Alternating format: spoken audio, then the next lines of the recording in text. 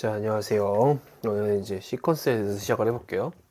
뭐 시퀀스라고 해도 뭐 이제 그 다른 얘기는 아니고요. 이제 프로그램의 종류, 뭐 연산 순서, 그 다음에 뭐 이제 우리가 디코더를 실제로 어떻게 사용을 하는지 이거에 대해서 간략하게 얘기를 할 거고요.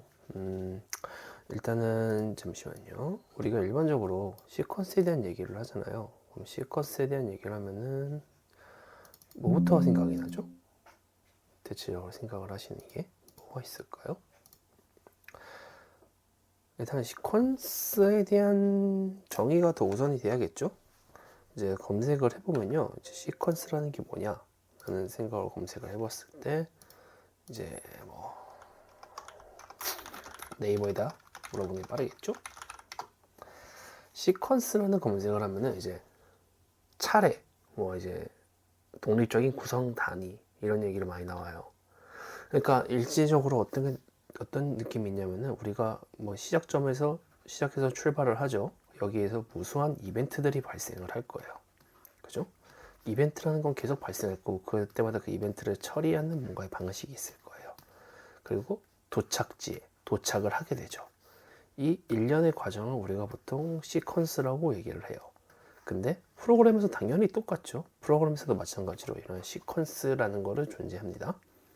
뭐 논리회로 시퀀스 혹은 뭐 프로그램 시퀀스라고 얘기를 많이 하겠죠.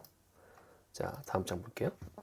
그래서 우리가 시퀀스 명령, 기본 명령, 그 다음에 응용 명령들을 이용해서 프로그램을 만드는데 보시면은 M0, 내부 릴레이죠. 내부 사용자 디바이스가 접점이 붙고 X형이 붙으면은 뭐 이제 코일이 살겠죠. 이런 거죠. 시퀀스 명령이라고 얘기를 해요. 그리고 그 시퀀스 안에 이제 바이너리 명령이죠. 이 바이너리 명령을 베이직 명령이라고 하고 그 다음에 프롬이라는 이제 인텔리전트 모듈을 이용한 명령을 응용 명령이라고 크게 분류를 하고 있습니다. 그래서 시퀀스 프로그램의 연산 순서를 보면은 이제 스텝 0에서 시작을 하겠죠. 항상 왼쪽에서 오른쪽으로, 위에서 아래순으로 시작을 해요. 그래서 이 움직이는 순을 보면은 제일 처음에 X형, X1이 읽죠. 그 다음 바로 X5를 읽느냐? 아니에요. 병렬 연결된 밑에 있는 것. X2, X3를 읽어요. 그 다음에 해당하는 신호를 위로 보내주고 그 다음에 X4를 읽고 마찬가지로 위로 보내주겠죠. 이러한 선도 조건, 직병렬 처리된 선도 조건을 확인하고 난 다음에 X5, X6, X7이 읽어지는 거예요. 그래서 그 조건들이 끝나면은 당연히 Y10인 출력이 나오고 마지막으로 AND 처리를 하겠죠. 그래서 항상 왼쪽에서 오른쪽, 그 다음에 위에서 아래로 이어지지만 왼쪽에서 오른쪽으로 가되 왼쪽에서 연결된 직병렬이 있으면 그 해당하는 직병렬을 먼저 처리하고 오른쪽으로 넘어가게 되는 겁니다. 그래서 우리가 많이 쓰는 게 메인 루틴 프로그램이라는 게 있죠. 메인 루틴 프로그램이 뭐예요? 그러니까 end부터 혹은 fend까지 명령이죠. 그래서 한 개의 프로그램만 실행하는 경우 스텝 0에서 end 명령 실행하고 다음 end 처리는 스텝 0의 연산을 반복한다. 그죠? 프로그램 보면은 지금 여기 만들어드린 부분 있잖아요. M0부터 M1, M2, 그 다음에 M3 출력이 나오고 end 처리까지 이 하나의 구성이 메인 루틴 프로그램인 거예요. 그래서 프로그램을 보면은 제가 프로그램을 메인으로 넣어서 사용할 수가 있는 거죠. 그래서 복수의 프로그램으로 실행하는 경우 다르고요. 그 다음 메인 루틴 프로그램 실행 타입은 초기, 스캔, 저속, 대기, 고정 스캔 등이 있는데 이제 유의 깊게 볼 점이 복수의 프로그램을 실행하는 경우 메인 루틴 프로그램의 end f 명령 실행 후의 동작은 설정되어 있는 실행 조건에 따라 다르다라고 얘기를 했잖아요. 이게 무슨 얘기냐면은 좀 씻을게요. 제 메인을 하나 만들고요. 그 다음에 1번을 만들고 그 다음에 2번을 만들었어요.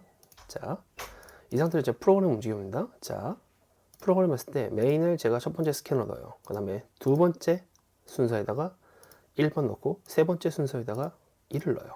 자, 그 다음에 체크 문제 없으니까 엔드 처리하고요. 자, 그럼 메인에 이 해당하는 동작이 끝났을 때 그다음 어떻게 돼요? 1번 프로그램 넘어갑니다. 그래서 1번 프로그램 동작하고 2번 프로그램 동작하고 그리고 다시 메인으로 넘어가는 거예요. 잠깐만요. 헷갈리니까 제가 한 가지 만들어 두겠습니다. 잠시만요. M4, M6 하나 만들고요.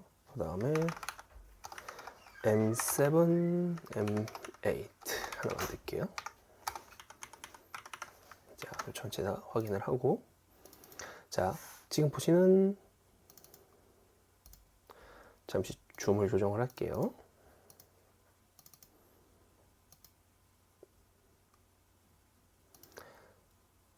자, 지금 보시는 첫 번째 화면이 메인 프로그램이고요. 두 번째가 1번 프로그램, 세 번째가 2번 프로그램이에요.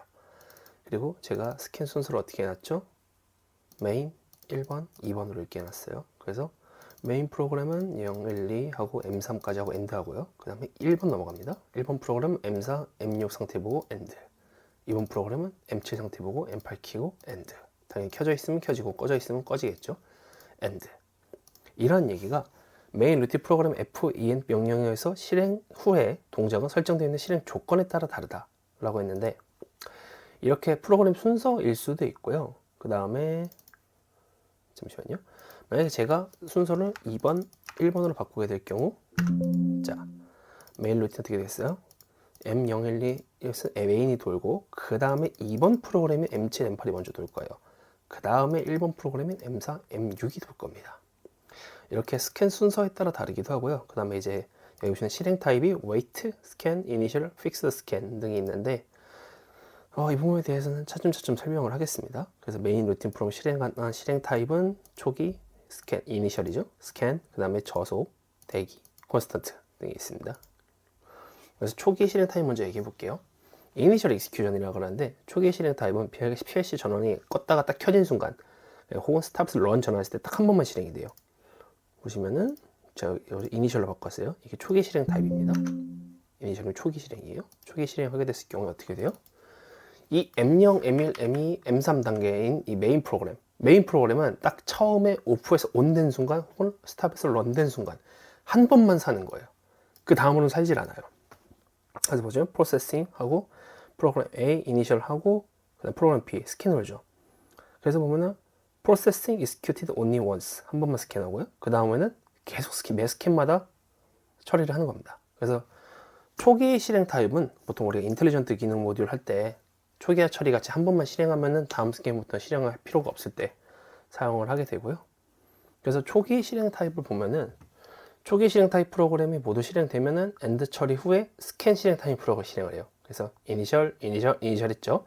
원 스캔, 첫 번째 스캔 동안 이 초기 실행 이니셜을 다 끝내놓고 엔드 프로세스 하면은 그 다음 스캔부터 이제 스캔 타입 프로그램 실행을 하는 거예요. 그래서 초기 실행은 작은 번호의 프로그램부터 차례대로 실행을 하고요. 그리고 초기 스캔 실행 타입이, 그러니까 시간이 그 초기 스캔 타임보다 커지면은 와치독 에러가 발생하니까 꼭 필수 요소만 넣어주세요. 이게 무슨 얘기냐면은, 자, 이 한 스캔에 걸리는, 초기 한 스캔에 걸리는 시간이라는 게 있어요.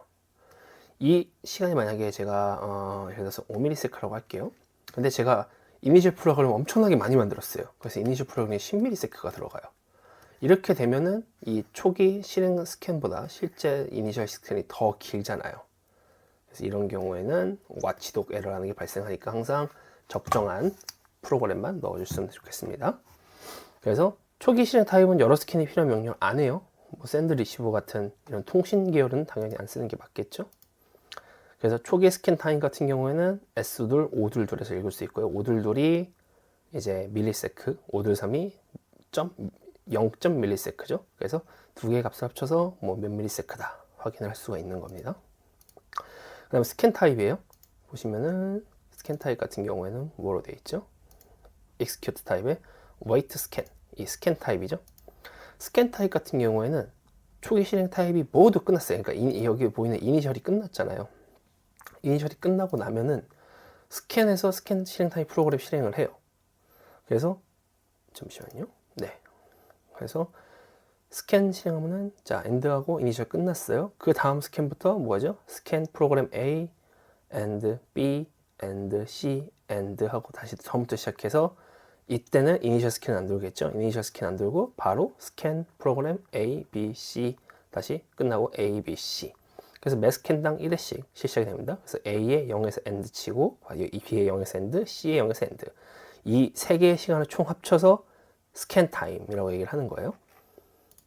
그래서 스캔 타임은 스캔 실행이 어떻게 됐을 때 확인했습니다. SD520부터 527까지 쓸 수 있는데 일반적으로 최대값을 기준으로 보는 게 제일 마음 편하겠죠. 526부터 527까지 이 두 가지로 마찬가지로 526은 밀리세컨 단위, 527은 0.밀리세컨 단위로 사용을 하고 있습니다. 그 다음에 서브루틴 프로그램이라는 게 있는데요. 이 서브루틴이라는 거는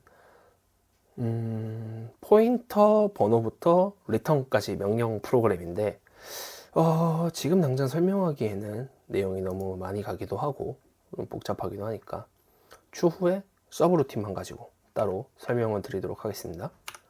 인터럽트로 마찬가지로 추후에 설명을 드릴게요. 네. 자, 그 다음에 이제 디코드 명령이에요. 디코드 명령이 뭐냐면은 다중출력조합 논리 회로라고 얘기를 하는데, 그러니까 이게 뭐냐면은 특정 비트 데이터 입력을 코드화된 2의 n승 출력을 변환한다 라고 얘기를 하잖아요. 사실 이게 이렇게 들으면 되게 복잡한 얘기인데 이 논리 회로 보면은 알 수가 있죠. 이렇게 하다 보면은 저는 경우가 있습니다. 그래서 이사 디코더에 대해 얘기를 먼저 해볼게요. 잠시만요. 자, 이사 디코더에서 얘기를 먼저 해볼게요. 이사 디코더는 두 개의 비트를 이용해서 2의 2승이죠. 총 4개의 출력을 변환하는데 어떻게 변환하느냐? 0, 1, 2, 3 이렇게 4개의 변화를 하는 거예요. 그래서 어떻게 하는지 자 봅시다.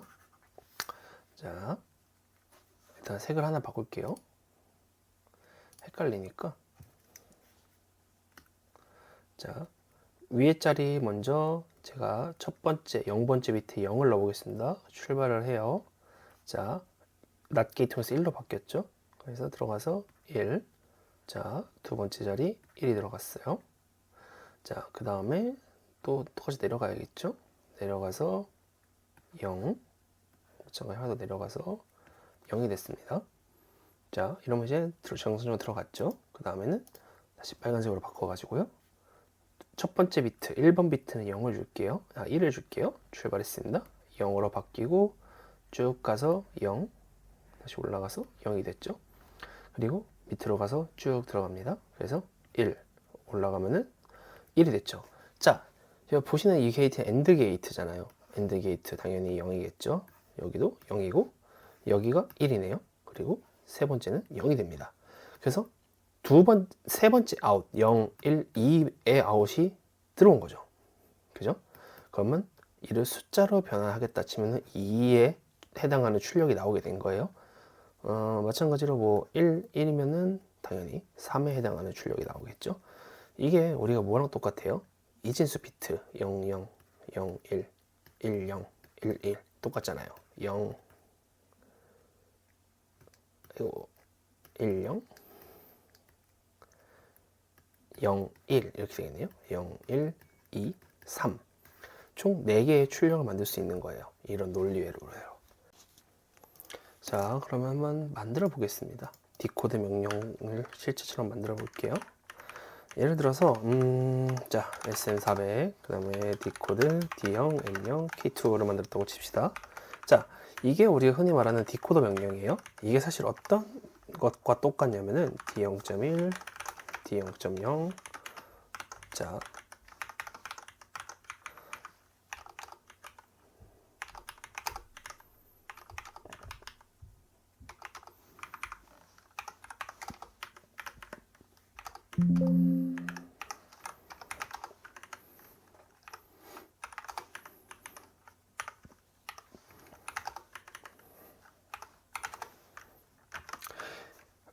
구분하기 위해서 제가 한 가지 구분하기 위해서 스테이트먼트를 하나 추가할게요.